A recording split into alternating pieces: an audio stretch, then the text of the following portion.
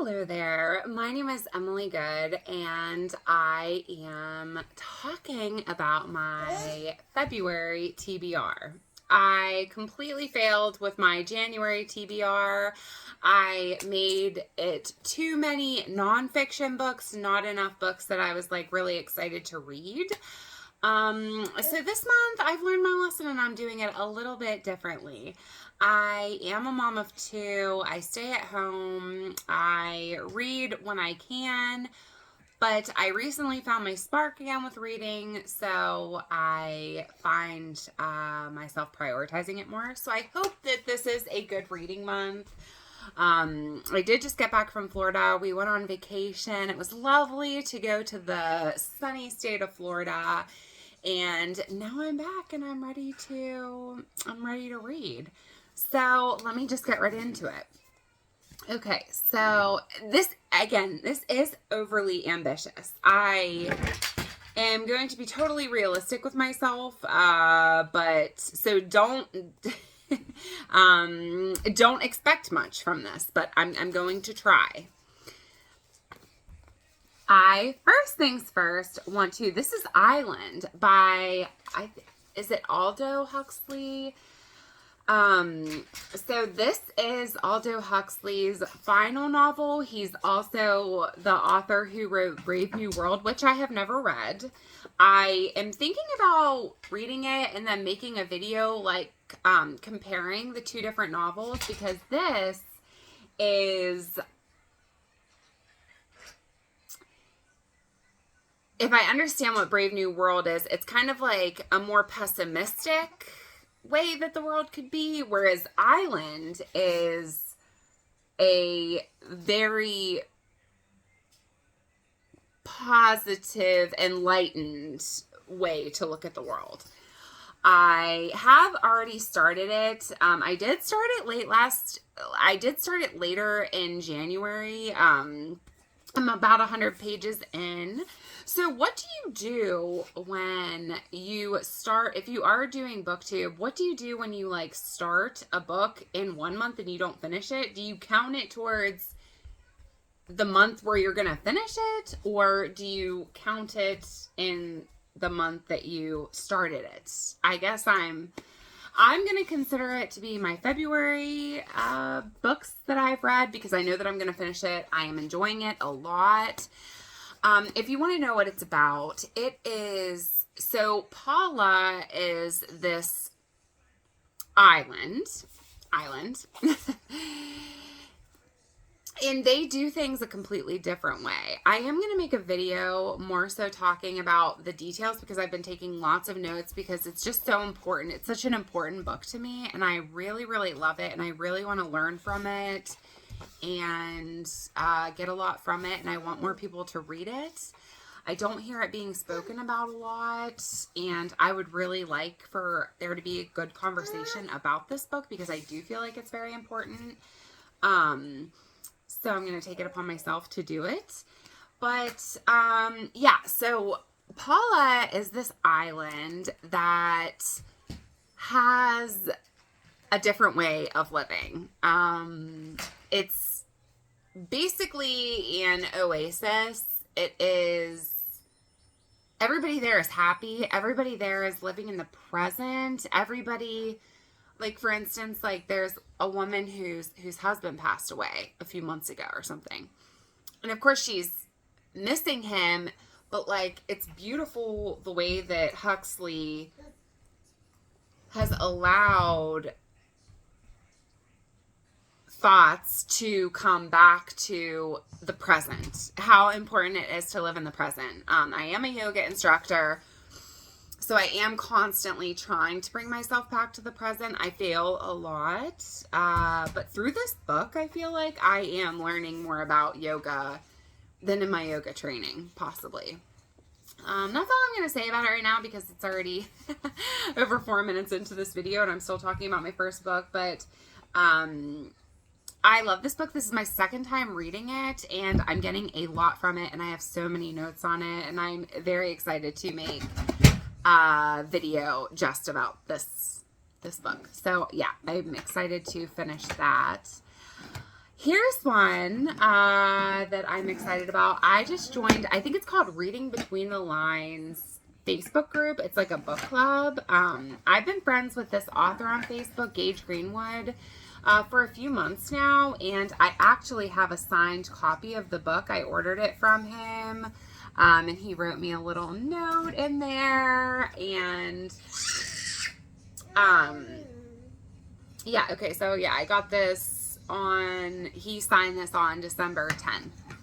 So I joined this book club, and I am very excited. So let me tell you, I'll read you the back of it. So when the world ends, who will tell the story? After a disease ravages his underground community, Winter escapes with his daughters to the dangerous surface of Earth. Believing the planet is largely abandoned, he struggles to make sense of this strange new world while trying to keep his family alive. But the surface is not all complicated artifacts and relics of a deserted universe. Winter is certain something or someone is haunting them. Okay, so yeah, somebody's haunting them. He weaves wild tales to entertain and teach his daughters, turning celebrities into demigods and Abe Lincoln into an ice giant. As the journey grows darker and more dangerous, his mythologies keep not only his children from confusion and despair, but him as well. With tensions rising and danger at every corner, will Winter keep his family alive long enough to finish his tales? So this is season 1. Season 2 is about to come out. I don't know the exact date, but he is promoting it now. He's a self-published author, but I have seen really, really, really good reviews. If you are on Facebook, I highly recommend you following him. He's wonderful. He's passionate. He is interesting, basically. The passion is for me, but I'm very excited. So this is fantasy and kind of thriller-y, I think that it is. So yeah, I'm really, really, really excited to pick this up. For my Game of Tomes, I don't have it yet. The library didn't have it in, actually, which I was really shocked about because it's a classic. But I had to order it from the library. Once There Was a War, yeah, by John Steinbeck. So I'm sorry, I cut off half my face, but that's okay. So yeah, Once There Was a War by John Steinbeck. That is for the Game of Tomes reading challenge. If you're interested, I did read the first book, which was, oh my gosh, the Hemingway book, the Hemingway War book, A Farewell to Arms. Golly, yeah, A Farewell to Arms was January's pick, and we are going to be comparing A Farewell to Arms to Once There Was a War by John Steinbeck. So yeah, I need to check that out, and then there's going to be a live chat. And I'm very excited about that. I'm very, very excited. This is like my first book club type of thing, so I'm really excited. And here are the rest of my picks. I've been wanting to read this for several months now, and I'm so excited. I finally got it in at the library. My library didn't have it. I had to order it. But The Opposite of Butterfly Hunting by Evanna Lynch, who played Luna Lovegood, one of my favorite characters in the Harry Potter series.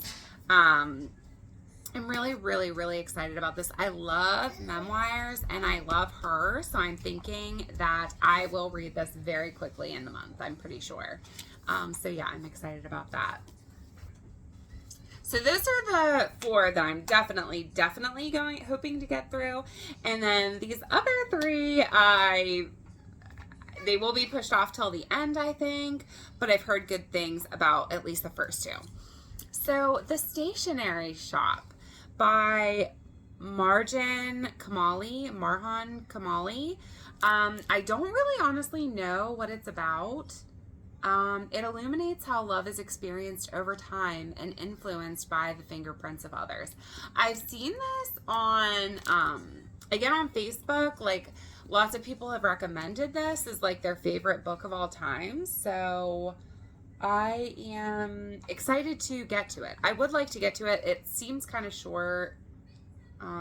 308 pages. So I'm hoping, I love the cover of it too. It's stunning.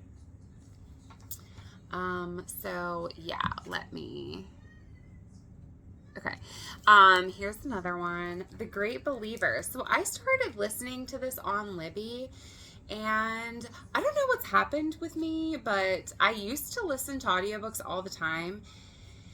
And lately, I have found it extremely difficult to get into a book that I'm listening to. I think I find that, like, I forget things, or, like, I don't appreciate the book as much when I'm listening to it, if it's a book that I've never read before, because I don't really know what's going on, and it's hard for me to grasp things. And that's totally new for me. I never used to be like that. I used to be able to listen to several audiobooks a month.